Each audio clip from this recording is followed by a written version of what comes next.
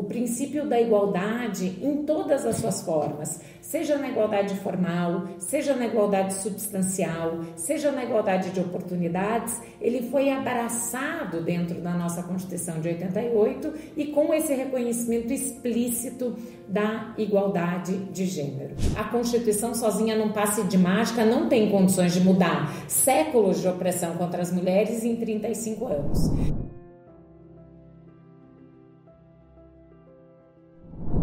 Olá, eu sou a desembargadora Ana Cristina Ferro Blasi, sou desembargadora do TRF da 4ª Região e ouvidora da mulher do mesmo tribunal. Temos feito episódios do nosso Ouvicast e convidando pessoas ilustres de cada um dos estados que englobam a 4ª Região para tratar de temas relativos a interesse das mulheres. Já tratamos em alguns episódios sobre questões que envolvem a violência contra a mulher, violência doméstica, violência psicológica, violência processual. E hoje nós vamos trazer um tema muito interessante, muito novo. E para falar sobre esse tema, convidamos a professora doutora Melina Fachin. Seja muito bem-vinda, professora. É um prazer imenso tê-la conosco, uma referência nacional quando se trata de temas que envolvem direitos humanos. É a formação profissional da professora Melina, ela que é professora doutora da Universidade Federal do Paraná, é advogada, acadêmica, escritora. Seja muito bem-vinda, professora doutora Melina Fachin, a esse nosso episódio que vai tratar do constitucionalismo feminista. Muito obrigada, professora. Eu gostaria, em primeiro lugar, além de lhe agradecer, pedir que a senhora faça uma pequena apresentação e explique para os nossos ouvintes quem é a professora Melina Fachin. Obrigada, desembargadora Ana Blasi. Para mim é uma alegria e uma satisfação poder estar aqui nesse podcast da Ouvidoria da Mulher. Em primeiro lugar, queria cumprimentar muito efusivamente a magistratura da 4ª Região por ter a iniciativa de ter uma ouvidoria vinculada e à questão feminina, que é tão relevante hoje dentro do sistema de justiça. Então, é uma alegria redobrada por esse motivo, por fazer parte desse momento. E ainda mais para falar do tema, que é o meu tema de investigação teórica, o que me move na academia, que é o tema do constitucionalismo feminista. Eu sou professora de Direito Constitucional e Direitos Humanos na Universidade Federal do Paraná. Hoje ocupo a direção da Faculdade de Direito da Universidade Federal do Paraná. Sou a segunda mulher a ocupar esse cargo nos mais de 100 anos de história da faculdade, isso já diz muito. E tenho me movido dentro desse campo da defesa dos direitos humanos, dentro do direito constitucional, dentro do direito internacional dos direitos humanos, com esse olhar especialmente para as vulnerabilidades e, sobretudo, para a condição de mulher, que é o meu lugar de fala, né, da onde enxergo o mundo. Além disso, também milito, né, na advocacia, na defesa dos direitos humanos, e sou mãe de 2 meninas, e isso também me impulsiona muito nessas reflexões, porque quero deixar para a geração das minhas filhas um mundo que seja comprometido com a igualdade de gênero. Eu também tenho 2 mulheres, já foram meninas e mulheres, e isso me move também, professora, porque eu digo, a gente está abrindo as portas para essa geração que vem e que certamente é o que nós esperamos, terão um mundo melhor, uma nação, uma democracia representativa, que é o que todas nós queremos. Então, nós vamos começar tratando a respeito do direito constitucional brasileiro, especificamente, e como que ele tem respondido às reivindicações das mulheres pelos seus direitos fundamentais. Acho que esse é um ponto de partida para nós começarmos essa nossa conversa informal, leve, para que esse tema tão importante seja disseminado entre toda a 4ª Região e todos aqueles que nos assistem nos nossos episódios. Bom, em relação aos direitos das mulheres, o direito constitucional brasileiro tem uma virada de chave no dia 5 de outubro de 1988. Em matéria de direitos humanos no geral, a nossa Constituição atual é uma Constituição que muda por completo o paradigma da proteção dos direitos, coloca os direitos no centro do debate, torna, portanto, esse um tema que é do cerne da Constituição, primeira Constituição que já começa estabelecendo um compromisso com a dignidade da pessoa humana, tem o maior rol de direitos que nós já tivemos, com uma cláusula de abertura que convida os tratados internacionais para dentro dela. Portanto, essa Constituição generosa em matéria de direitos humanos avançou em muito no campo da proteção dos grupos vulneráveis, né, especialmente com relação às mulheres. A nossa Constituição tem uma cláusula que muitas vezes a gente acaba talvez tomando ela como algo dado ou que não expressasse tamanha relevância, mas que é o inciso 1º do artigo 5º, né, que estabelece a igualdade entre homens e mulheres, né? Isso é de uma importância do ponto de vista do reconhecimento constitucional enorme. O princípio da igualdade em todas as suas formas, seja na igualdade formal, seja na igualdade substancial, seja na igualdade de oportunidades, ele foi abraçado dentro da nossa Constituição de 88 e com esse reconhecimento explícito da igualdade de gênero. Então, esse inciso, ele é uma semente que o Constituinte plantou há 35 anos atrás e que as gerações que vieram dentro do direito constitucional foram semeando, né? E a nossa responsabilidade é continuar aí germinando essa semente.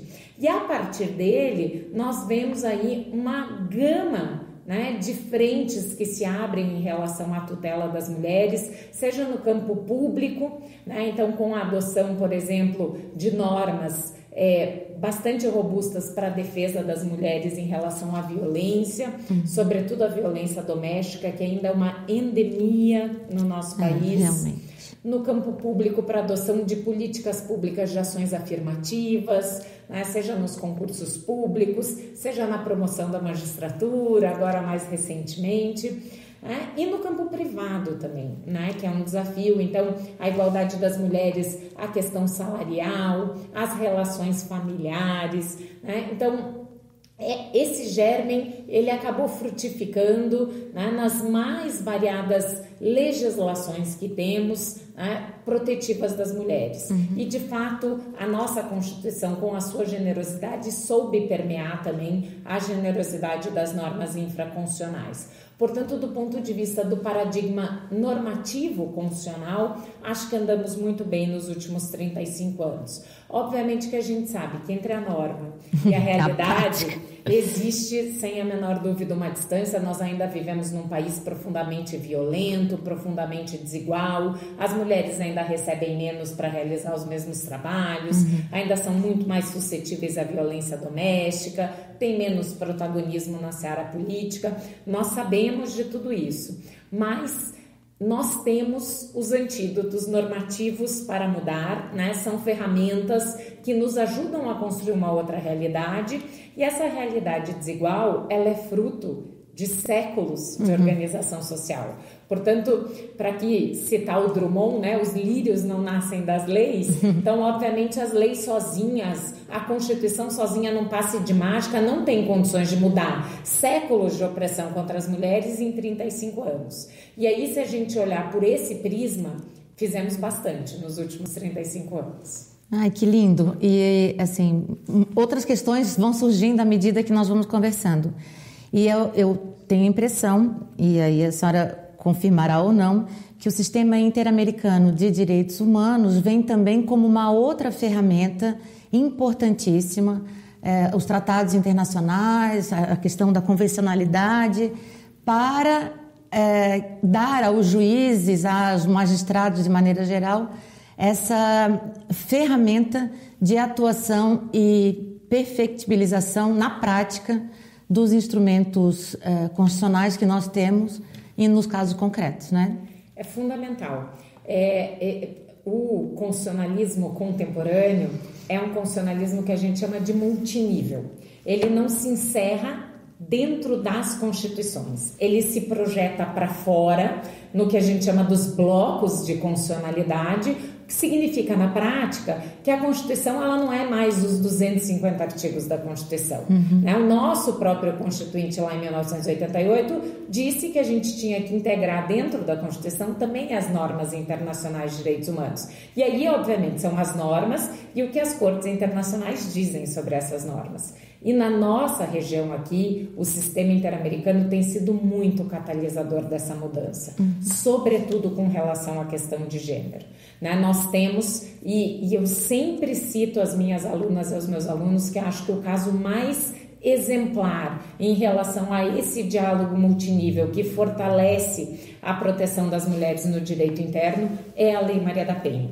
Ela é fruto desse sistema internacional, de um relatório que a Comissão Interamericana de Direitos Humanos faz no início dos anos 2000, falando que o modo pelo qual o direito brasileiro lidava com a violência doméstica não era o modo adequado e a necessidade da sua mudança. A partir daí, a gente vê uma mobilização interna, muito pressionado pelo movimento das mulheres. Sim. Aqui também nada foi dado, tudo foi conquistado. E a Lei Maria da Penha vem em 2006 com uma outra linguagem. Então, a violência doméstica de um crime de menor potencial ofensivo passa a ser uma violação de direitos humanos, Isso por si só já é muito simbólico. Então, desde daí, nós vemos cada vez mais um diálogo crescente e um diálogo forte, sobretudo em relação à proteção das mulheres. A questão específica do feminicídio, o reconhecimento desse tipo específico de violência, surge daí, surge desses diálogos e, mais recentemente, até o protocolo para julgamento com perspectiva de gênero, que surge de vários casos do sistema, desde o início da década ali dos anos 2009, 2010, a Corte já falava sobre a necessidade desse protocolo e, recentemente, um dos últimos casos brasileiros julgados, que é o caso da Márcia Barbosa, aí fala diretamente para o Brasil que o Brasil precisa adotar um protocolo e aí o CNJ, que já estava muito adiantado nessa matéria, lança a recomendação, agora a resolução, para que o Poder Judiciário, o sistema de justiça como um todo, adote essa perspectiva de gênero. Então, essas todas são evidências de como isso que a gente chama de constitucionalismo feminista, ele necessariamente é multinível e se vale desses diálogos, sobretudo com o sistema interamericano. Sensacional. E aí me vem uma outra pergunta, que é em relação à recente publicação da Lei 14.192, a chamada Lei da Violência Política contra as Mulheres, em que também ela redunda de uma pressão internacional dos direitos humanos em relação ao ordenamento jurídico interno. E nós passamos, o que me chama a atenção na Lei da Violência Política, e até troco aqui nas experiências que eu tenho tido em relação à aplicação dela na prática, é que a gente passa de um modelo em que na campanha política tudo pode, faz parte do calor da campanha política, e nós estamos em época de campanha política de eleição municipal, em que o corpo a corpo é muito acalorado, nas cidades pequenas em especial, por uma opção do legislador de cárcere, reclusão, pena de reclusão de 1 a 4 anos. Então eu tenho uma cultura do tudo pode, isso é assim mesmo, para um gap de criminalização da conduta para o encarceramento. E nós temos na prática um hiato cultural, Nós temos uma sociedade que não está preparada ainda. Então a nossa perspectiva, a nossa responsabilidade enquanto magistrados triplica, porque vai partir do judiciário, na minha forma de ver, eu queria ouvir a sua opinião sobre isso, vai partir do judiciário a sinalização para que a sociedade perceba, olha, agora é crime. Não façam mais, porque agora é crime. Então, eu queria... Nós estamos falando da mesma coisa. A senhora falou da Lei Márcia Barbosa, da Lei Maria da Penha, que é uma política afirmativa importantíssima, fundamental. Veja que nós estamos quase com 20 anos de Lei Maria da Penha e ainda estamos vendo os índices de feminicídio assustadores no Brasil. E agora estamos com a Lei da Violência Política aí também, uma lei que demorou, O tipo penal ainda é bem fechado, mas já é um grande ganho e estamos com esse desafio de fazê-la cumprir, tendo em vista que nós temos uma sociedade ainda tão conservadora, né? Queria ouvi-la em relação a isso. De fato, acho que o seu comentário, desembargador, é muito pertinente, porque a gente vai ter um desafio enorme, porque a nossa sociedade é uma sociedade ainda muito patriarcal, né? E muitas vezes a Lei Maria da Penha enfrentou esse desafio também. Muitas vezes as normas chegam antes, talvez, do tempo social de consciência, e aí a importância também dessas normas, né, de mudarem uma cultura, e muitas vezes uma cultura jurídica também, que acompanha, né, essas desigualdades. Basta olhar, a Lei Maria da Penha, quando entrou em vigor, teve a sua própria constitucionalidade desafiada, né? Que ela supostamente seria uma lei desigual por tratar homens e mulheres de modo diferente. Ora, se as vítimas preferenciais da violência doméstica são as mulheres, óbvio que o tratamento para a igualdade substancial ser atingida tem que ser diferente, né? Óbvio, respostas criminalizadoras em matéria de direitos humanos também sempre merecem um olhar atento, né? Porque, em tese, a linguagem dos direitos humanos não é a linguagem punitivista. Sim. Mas, muitas vezes, especialmente quando a gente está falando de graves violações de direitos humanos a grupos vulneráveis, muitas vezes é essa a linguagem que o direito tem, né? E acho importante aqui o reconhecimento específico da violência política e esse tipo penal especificamente, porque aí a gente volta a olhar para o nosso contexto, né? O Brasil, infelizmente, performa muito mal no ranking de participação política das mulheres. Nós estamos, enfim, e não estou comparando com os países nórdicos, no modo da realidade, estou comparando com os países da nossa região, latino-americana, que é uma região desigual, que é uma região patriarcal. Mesmo assim, nós estamos lá na lanterna, né? Isso diz muito sobre a necessidade da gente criar, dentro dos espaços políticos, também acolhimento para as mulheres, né? Nós temos uma lei eleitoral importante nesse sentido, né? As cotas das candidaturas têm o seu papel, mas também num balanço dessa política pública, elas não conseguiram atingir um patamar de representatividade suficiente. Então, eu acho que o reconhecimento e a tipificação da violência política, ela entra nesse momento de balanço, de identificar também quais são as causas, né? As mulheres, e os dados dão conta disso, quanto as candidatas mulheres, ou quanto mesmo as mulheres que se engajam nos debates políticos, mesmo sem ser candidatas, são muito mais suscetíveis à violência, e a violência vinculada ao gênero, né? A violência vem com essa vinculação. Então, isso é muito importante, porque vem nesse momento de balanço, de criar um cenário político que, de fato, permita as mulheres participarem também desse espaço. E é fundamental, porque sem as mulheres nesse espaço, né, sobretudo, não serão pensadas leis que vejam as mulheres como sujeitas, né? Então, elas precisam ser agentes também desse processo, não só destinatárias da proteção legislativa.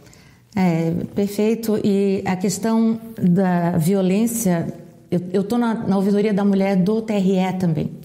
E lá, então, nós estamos fazendo uma campanha muito grande para fazer o famoso letramento. Porque, como a lei é muito recente, como nós não temos ainda a cultura para tratar, para verificar a violência política, que muitas vezes ela ocorre e os atores do sistema não percebem, até mesmo a própria vítima. Então, nós fizemos uma campanha muito grande para o letramento, e essa foi a grande dificuldade que nós encaramos. A dificuldade, inclusive, dos promotores eleitorais, juízes eleitorais, nesse primeiro momento, de entender a lei, que ela é de 2021, mas é a primeira eleição para valer que ela que está no ordenamento jurídico, né?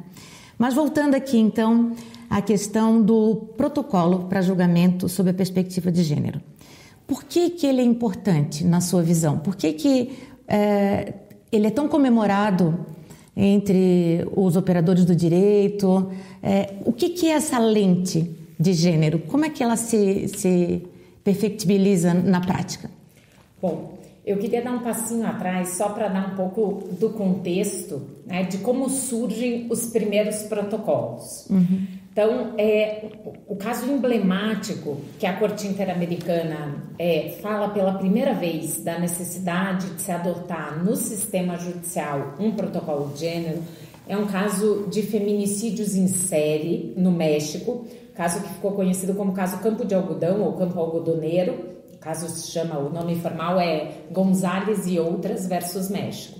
E nesse caso, as investigações, desde o sistema pré-judicial, né, o sistema já nas próprias investigações, levantaram vários pontos de fragilidade por conta de obstáculos que foram postos em relação ao comportamento das vítimas, a idade que as vítimas tinham, né, o modo pelo qual elas se portavam, como elas se vestiam, e isso obviamente gerou um entrave enorme nas investigações e depois no próprio processo judicial para que se chegasse a uma resposta adequada em relação à punição dos culpados. Então, a partir deste caso e na sentença desse caso contra o México, a Corte Interamericana fala na necessidade que o Poder Judiciário crie um protocolo para julgamento com perspectiva de gênero que, de fato, adote isso que a desembargadora falava que é tão relevante, esta lente que se coloca para a leitura dos casos, considerando,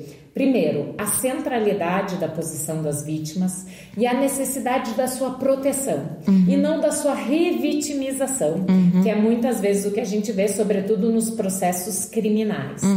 Mas a jurisprudência da Corte Interamericana, a partir daí, avança e começa a se falar em protocolo com perspectiva de gênero, inclusive para outras matérias, que não apenas as matérias versando sobre questão de violência, matérias que muitas vezes digam respeito aos arranjos familiares, matérias que digam respeito à questão previdenciária. E assim isso foi impulsionando na nossa região. O México, de fato, foi o pioneiro, foi o primeiro a ter um protocolo da Suprema Corte com perspectiva de gênero. Hoje eles já têm vários protocolos, então com uma perspectiva da infância, com uma perspectiva LGBT, né? Mas o de gênero foi o pioneiro. E isso chega no caso brasileiro da Márcia Barbosa que eu citei, que é também um caso de feminicídio. E que daí, mais uma vez, seja no processo de investigação, seja na sequência depois do processo judicial, o comportamento da vítima, né, é colocado ali quase como se a vítima estivesse ocupando o banco dos réus, né, e não quem deveria assumir a responsabilidade pelo crime. E a partir daí, portanto, surge, né, essa necessidade do protocolo, e o nosso protocolo, sem a menor dúvida, é das normas aqui da nossa região, uma das mais avançadas.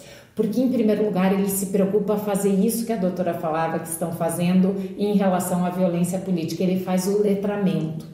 A primeira parte do protocolo nos traz as categorias, nos traz o que é gênero, o que é violência de gênero, diferencia gênero de sexo, gênero de orientação sexual, como isso tudo pode se articular junto, mas como são coisas separadas. Portanto, nos ensina também muitas vezes coisas que nem sempre a gente traz, né, na nossa bagagem teórica. E aí depois, no segundo momento, o protocolo é muito didático porque identifica essas áreas prioritárias de atuação, ou seja, né, nos processos de violência doméstica, nos processos de família, né, nas questões previdenciárias. Então, identifica essas áreas preferenciais, né, onde as mulheres, de fato, têm muitas vezes, com uma aplicação que a gente chamaria, entre muitas aspas, de neutra do direito, uma condição, né, desfavorável, um impacto desproporcional numa aplicação neutra do direito, e nos dá as ferramentas aí para, de fato, né, no caso concreto, né, equilibrar aí a igualdade substancial. Portanto, acho que nós temos, e eu digo isso em sala de aula sempre, acho que nós temos uma norma tão potente nesse protocolo que talvez só daqui a alguns anos a gente vai conseguir usá-la né, com toda a potência, porque de fato ela está à frente do nosso tempo e ela está nos conduzindo bem a um cenário, se não mais igual, pelo menos menos desigual. Concordo plenamente.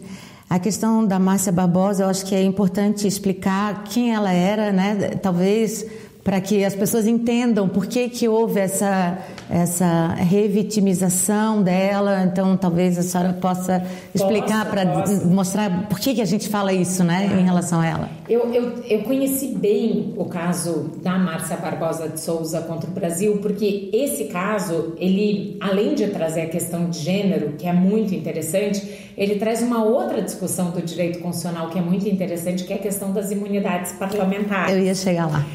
E eu fui, à época do julgamento do caso, convocada pela Corte Interamericana como testemunha técnica, porque, obviamente, a Corte é formada por juízes de várias nacionalidades, então eu fui testemunha técnica para explicar como o sistema de imunidades no Brasil funcionava e como, nesse caso, ele funcionou mal. Porque a Márcia era uma jovem do interior da Paraíba que vai à capital buscando melhores condições de vida. Então ela era uma jovem negra periférica que chega na capital, se envolve com um deputado estadual, né? E tem com ele um relacionamento e depois de um desses encontros o corpo dela é encontrado abandonado num terreno baldio. E aí começa toda uma peregrinação do movimento feminista e da família da Márcia por fazer justiça, porque as primeiras respostas que vieram foram respostas negativas sobre a vítima. Mas ela era jovem, ela havia usado drogas, ela se encontrava, né, com o deputado, portanto, fazendo aí do seu comportamento uma justificativa para a violência que ela sofreu, o que é absolutamente inexcusável. Não há qualquer comportamento que justifique, né, a violência sofrida nesse sentido. E aí o próprio parlamentar já começa, né, fazendo uso da sua prerrogativa de parlamentar, então da tribuna, né, do acesso ali da Assembleia Legislativa Estadual, começa a dizer que isso tudo era fruto de uma perseguição política e que também, né, da própria tribuna aí revitimizando a Márcia.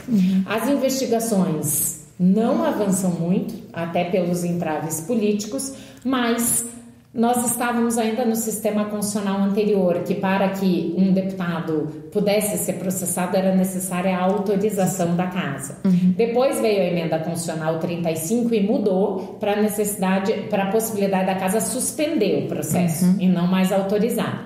Mas mesmo depois dessa suspensão, o que a gente nota é um baixíssimo grau de processamento dos parlamentares. E o que eu defendi perante a Corte e que continuo defendendo é que graves violações de direitos humanos, e sobretudo essas que não têm absolutamente qualquer conexão com o mandato parlamentar, elas não podem estar protegidas pela imunidade, né? Um feminicídio não tem qualquer conexão com o exercício do mandato.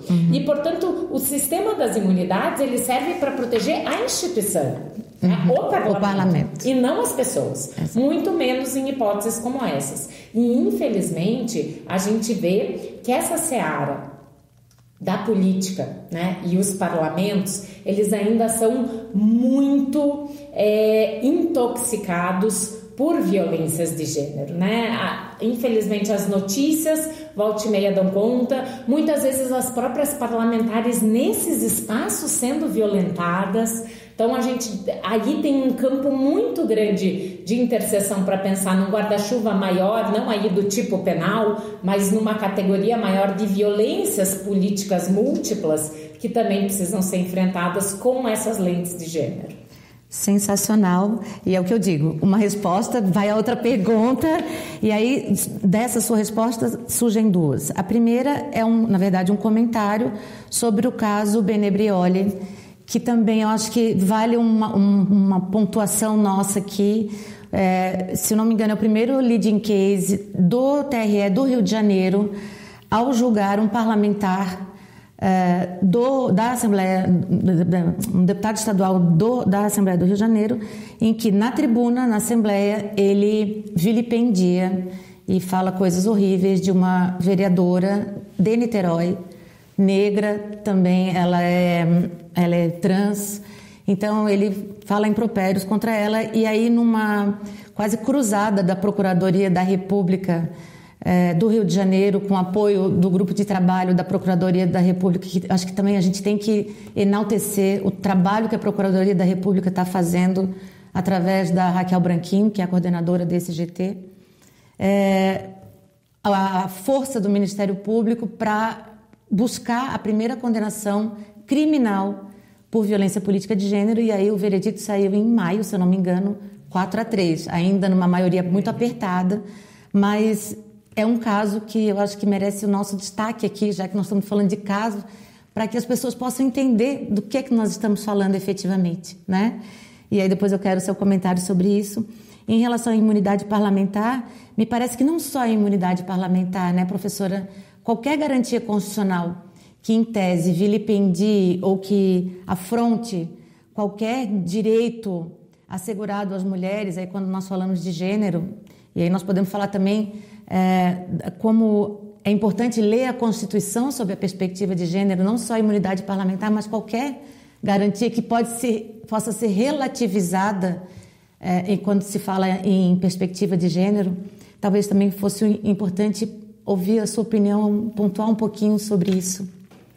Bom, são duas coisas diferentes. Mas eu queria começar pelo caso da vereadora Beni Brioli, porque de fato é o nosso primeiro precedente e tão importante, né, para demonstrar os limites de fato que existem, né, dentro da atuação parlamentar. Obviamente as imunidades, e nesse caso especialmente as imunidades materiais, né, dos parlamentares, elas são importantes para o exercício da função, claro, mas não existe nenhum direito fundamental dentro da nossa Constituição que seja absoluto e que não encontre, né, um limite em outro direito de igual medida protegido dentro da Constituição. E nesse caso, não só o direito à igualdade, mas o direito de ser o que se é, né? Então isso é muito importante. E esse caso, seu precedente, a mim, é ainda mais simbólico porque a gente está falando de uma mulher negra e de uma mulher trans.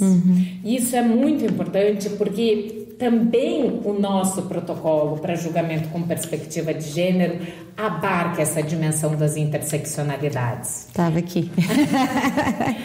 As mulheres, elas não sofrem discriminação no vácuo, né? Então, obviamente, o simples fato de sermos mulher já nos coloca numa condição de desigualdade. Mas se você soma isso outras categorias, como a categoria da raça, como a categoria da classe, como a categoria da orientação sexual, como a categoria da cis ou transgeneridade e tantas outras que poderíamos somar aqui, deixa as mulheres ainda mais suscetíveis à violência. E eu acho que esse caso é emblemático nesse sentido. E, bom, eu sou professora de Direitos Humanos, então nós sempre comemoramos as vitórias que temos. É uma maioria apertadíssima, mas é uma maioria. Sim. E é um primeiro precedente relevantíssimo, temos certeza, para permear outros que virão nesse sentido. Então, acho que esse caso é muito emblemático nesse sentido. E nos mostra aí a necessidade da gente ter esse olhar múltiplo para ler os direitos fundamentais, para ler a Constituição. A nossa Constituição não foi feita por mulheres, né? Nós tínhamos uma bancada potente na Constituinte, que até ficou, né, com a alcunha do lobby do batom, que começou a ser, né, digamos assim, uma etiqueta pejorativa, mas que depois virou um símbolo de empoderamento dessa própria bancada. Então, eram pouquíssimas mulheres para muitos homens. E mesmo assim, os avanços foram imensos. Mas a nossa Constituição não é uma Constituição pensada para as mulheres ou feita por mulheres. O que traz ainda mais a necessidade, e esse talvez seja o esforço central disso que a gente chama do constitucionalismo feminista, essa necessidade de fazer uma interpretação da Constituição com lentes de gênero. E a gente pode encontrar aqui, mesmo nos debates que a gente acha que não vão ter qualquer relação com a temática de gênero, a gente encontra nuances diferentes quando adota essa perspectiva. E eu cito aqui, só para trazer um exemplo, os debates, por exemplo, sobre a federação, o nosso arranjo federativo. Essa é uma matéria clássica do direito constitucional, divisão de competências, e o Supremo, em 2019, teve que se debruçar sobre um caso que versava sobre uma lei estadual do Estado de São Paulo que dava um período estendido de intervalo para as mulheres que estavam amamentando, para as lactantes, numa discussão sobre competência. Era o Estado competente para legislar sobre isso ou não? Legislar sobre trabalho é competência da União? Mas e se a gente olhar para esse caso, ao invés de olhar pelas regras estritas da competência, a gente olhar sobre a proteção da mulher e a defesa dos direitos fundamentais? Essa é uma garantia que toca a todos as unidades da federação. E aí o caso pode ter um desfecho diferente por essa lógica que não é, uma lógica estrita e fechada só da leitura do que está lá no artigo 23 e 24 da Constituição, mas olhar para esses artigos com essa lente de gênero. Então, acho que esse exemplo é muito simbólico do que a gente pode fazer quando a gente, de fato, coloca esses óculos. E a gente sempre fala, as professoras que estão no projeto do constitucionalismo feminista, que uma vez que a gente coloca, a gente não consegue tirar mais. A gente passa a ver a Constituição, o mundo, as relações com essa lente, porque ela se torna aí impossível de ser retirada. E esse é o nosso esforço, é colocar essa lente para ler a Constituição e ler as normas constitucionais iluminadas pela Constituição com essa perspectiva. Sensacional.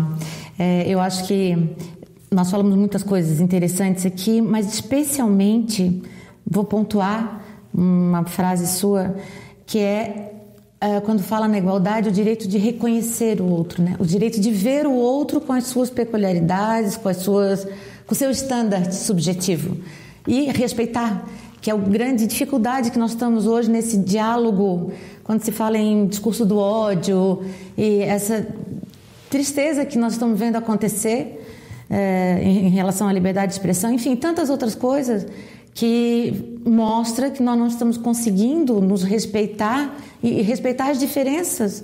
E está tudo bem, eu penso assim, você pensa assim, vamos tentar no debate de ideias, que é o debate típico da nossa área jurídica, entrar num consenso, Esse é o objetivo final.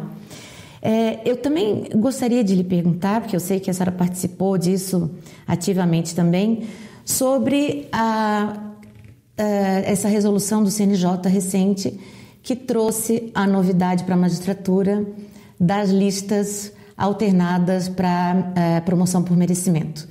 Não vi sem tempo, eu sei que foi uma luta grande para que ela fosse aprovada. Então eu queria também ouvir um pouquinho da sua experiência, até como registro histórico desse movimento tão lindo que vocês fizeram recentemente. E aí tenho que falar na desembargadora Salise, que era conselheira do CNJ à época, desembargadora da casa, prata da casa, como eu digo para ela, o maior orgulho de ter a Salise à frente desse movimento. Então eu queria lhe ouvir um pouquinho a respeito. Bom, foi uma honra, na verdade, para nós podermos ter participado tanto da discussão no CNJ, depois dos desdobramentos dessa discussão, especialmente as primeiras listas que saíram e as dificuldades de se implementar nos tribunais, dentro das unidades da federação. Mas eu acho que esse é um ponto muito importante, porque também diz respeito à nossa responsabilidade acadêmica. As universidades, especialmente as universidades públicas, que é da onde falo, elas têm um compromisso também em provocar uma transformação social com o saber que lá é produzido. Então nós temos nos impulsionado muito por fazer essas incidências, a miticure, participar de audiências públicas, porque nós temos uma contribuição relevante, não só com o debate teórico, mas também com os efeitos práticos que vêm daí. E foi nesse contexto que nós e o nosso projeto do constitucionalismo feminista aqui da Universidade Federal do Paraná pudemos participar, fizemos um amicus curiae e, inclusive, né, a professora Estefânia, minha queridíssima amiga e colega lá na Universidade Federal do Paraná, a professora Estefânia Maria de Queiroz Barbosa, sustentou no CNJ naquela sessão, levando, de um lado, o que a teoria do direito constitucional e do constitucionalismo feminista podia emprestar de melhor para essa discussão, que são os impactos desproporcionais que as políticas de promoção geraram dentro da realidade do judiciário brasileiro, como as promoções, né, seja por antiguidade, seja por merecimento. Eu sei que a resolução do CNJ fez um corte ali no momento, mas, a meu ver, as duas listas, tanto a de antiguidade quanto a de merecimento, elas têm déficits em relação às mulheres pela vivência própria das mulheres, pela questão da divisão sexual do trabalho, pelas múltiplas jornadas que as carreiras femininas acabam, enfim, sobrepondo. Portanto, havia um impacto desproporcional nessa aplicação neutra das normas. E para isso bastava olhar para os tribunais. Sim. Os dados falam por si só, né? Nós tínhamos o Tribunal de Justiça do Estado de São Paulo, que tinha mais desembargadores chamados Luiz do que desembargadoras mulheres. Luiz? Tínhamos tribunais de justiça no Brasil que, à época, não tinham uma mulher. Né? Isso por si só já nos dá o dado deste impacto desproporcional e a importância de adotarmos essas medidas. E eu não posso deixar de registrar, a desembargadora bem colocou o protagonismo da relatora, da desembargadora Salise, e também da presidência do CNJ. Sim. Não é por acaso que uma mulher na presidência do CNJ e uma mulher relatora impulsionaram esses temas. E aí talvez está o argumento principal para termos o reconhecimento dessa política afirmativa. Esses debates são impulsionados pelas mulheres. E é fundamental que as mulheres estejam lá, que elas componham os tribunais em condição de igualdade com os homens, para que esses debates possam de fato serem feitos pelas protagonistas, né, e que sofrem aí, que sofreram ao longo das suas carreiras todos os impactos, né, da questão de gênero. Portanto, acho que de fato é uma resolução exemplar, que tem gerado já muitos frutos, sejam os frutos de impulsionar os debates, né, nos tribunais locais sobre essa matéria, sejam os frutos de nos dar uma jurisdição que seja mais igualitária. E é um direito de todas e de todos os jurisdicionados de ter uma jurisdição mais igualitária, porque é uma jurisdição mais justa, que julga melhor.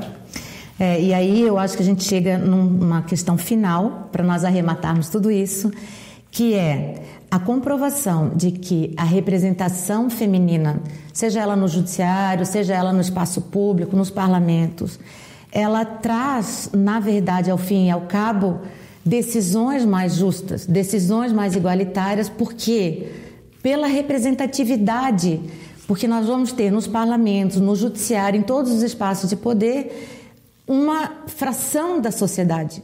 E aí sim, as decisões judiciais certamente serão decisões melhor pensadas, porque pensadas em conjunto, por óculos diferentes, lentes diferentes, pessoas diferentes, que pensam ainda bem, porque o efeito manada não leva a lugar nenhum, nós precisamos ter essa oxigenação.